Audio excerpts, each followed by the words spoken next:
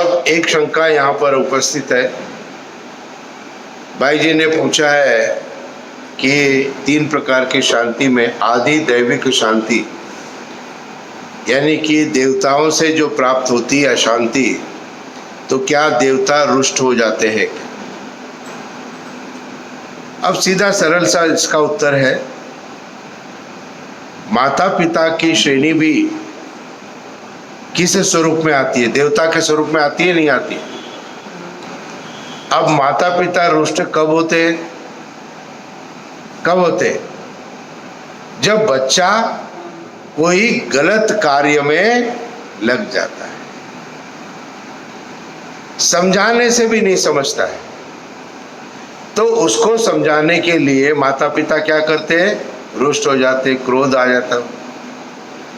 अब देवता है, देवता माना है, तो उनको तो क्रोध नहीं आना चाहिए, लेकिन आता है। लेकिन उनके क्रोध का कारण कौन है? अधिकतर बच्चे कहते हैं मेरे पिता बहुत क्रोध करते हैं जी, मेरी माँ बहुत क्रोध करती है। मैं एक छोटा सा एग्जाम्पल डॉक्टर साहब देता हूँ। मान लीजिए किसी भी बच्चे से उसके माता या पिता ने कहा बेटा जाकर के 1 गिलास पानी लेके आओ। बच्चे ने जैसे ही सुना उठ के खड़ा हो गया और जाकर के 1 गिलास पानी लेके आ गया। आप मुझे बताइए, माता या पिता को क्रोध आएगा क्या? आएगा? बताइए। नहीं आएगा। क्यों? क्यों नहीं आएगा?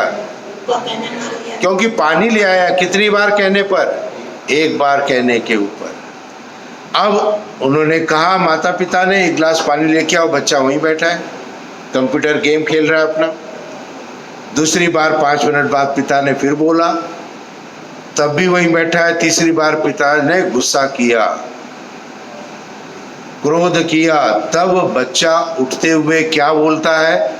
पापा आप तो केवल गुस्सा करते रहते हो। बच्चा किसे ब्लेम कर रहा है? पिता को, माता को। लेकिन उस क्रोध का कारण कौन है? कौन है? बच्चा स्वयं है। ठीक इसी प्रकार से जो दैवीय प्रकोप है, उसका कहीं ना कहीं कारण हम लोग हैं। और देव शब्द का अर्थ क्या है? देवता क्या है? देवता कौन होता है? जो हमें देते हैं और बदले में कुछ नहीं चाहते हैं, वो देवता है। तो वो तो देना ही चाहते हैं देवता, लेकिन हमारी क्रियाएं गलत है और उसका कभी न कभी भरपाई हमें करनी पड़ती है। इसलिए वातावरण, पॉल्यूशन, ये सभी चीज़ें हैं, ओजोन लेयर, ये सभी हम देखते हैं। ये प्रकोप जो हो रहा है, ये इसका कारण क्या है? ये हमारी अपनी फैक्ट्रियों की व्यवस्था है, उनका निकलने वाला धुआं है। हम सोचते भाई ये चीज़ हो गई, लेकिन उसके कारण तो हम बने ना। तो इसलिए देवता कभी भी किसी से नाराज नहीं होते। जैसे माता पिता अपने संतान का हित चाहते हैं, वैसे देवता भी अपने सभी जो भी उसके भक्त है, जो भी उसको मानने वाले हैं, उन सब का भला चाहते हैं। और देवता कौन होते हैं, इसको भी थोड़ा क्लियर कर दें। देखिए, देवता है जो देता है और बदले में कुछ नहीं चाहता है। आज राम और कृष्ण को हम देवता के स्वरूप में मानते हैं। किसके स्वरूप है? देवता स्वरूप मानते हैं ना। क्यों? क्योंकि उन्होंने हमारे जीवन के लिए शिक्षाएं दी है। बदले में कुछ का चाहा क्या है? कुछ नहीं चाहा। तो बदले में कुछ नहीं चाहा है, इसीलिए उनको हम देवता स्वरूप मानते हैं। तो ईश्वर का जो ध्यान करना है, देवता वो है जो देते हैं, बदले में कुछ नहीं चाहते हैं। अब यज्ञ के अंदर भी, यज्ञ को भी शब्द क्या दिया? हवन को क्या शब्द दिया? देव यज्ञ दिया। क्यों दिया?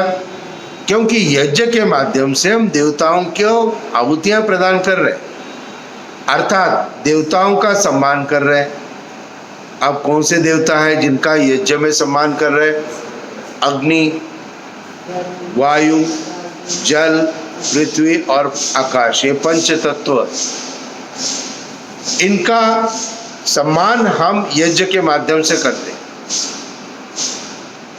तो इसीलिए देवता शब्द से अर्थ जो है वो है जो देता है और बदले में कुछ नहीं चाहता है। ईश्वर अलग है और देवता अलग है। देवता अनेकों हो सकते हैं, लेकिन ईश्वर कितने हैं? एक। ईश्वर एक। ध्यान और उपासना किसकी करनी है? ईश्वर करनी है। और देवताओं ने जो अपने क्रियाओं से हमें सिखा रहे, उसके अनुसार हमें अपना जीवन चलाना है। देवताओं ने क्या किया? उन्होंने जो ईश्वरीय वाणी वेद थी, ऋषि मुनियों में देवता के माध्यम से उपनिषदों की रचना की।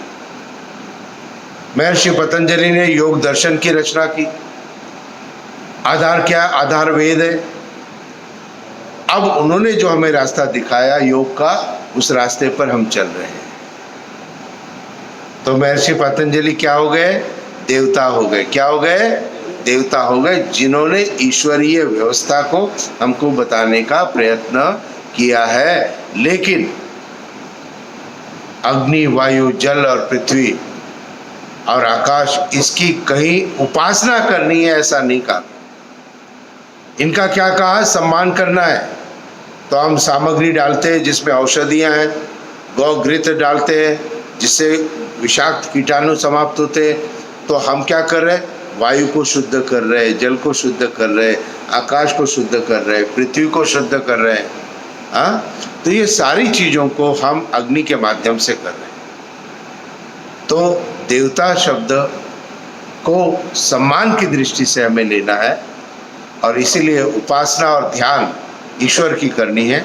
और इसलिए कहते हैं ओंकार का जप करो, ओम का जप करो, वो 3 की संख्या म जो लिखा है उसका जप करो। क्यों? क्योंकि ये ईश्वर का निज नाम। हाँ जी, हो गया जी शंका का समाधान। चलिए, धन्यवाद आप।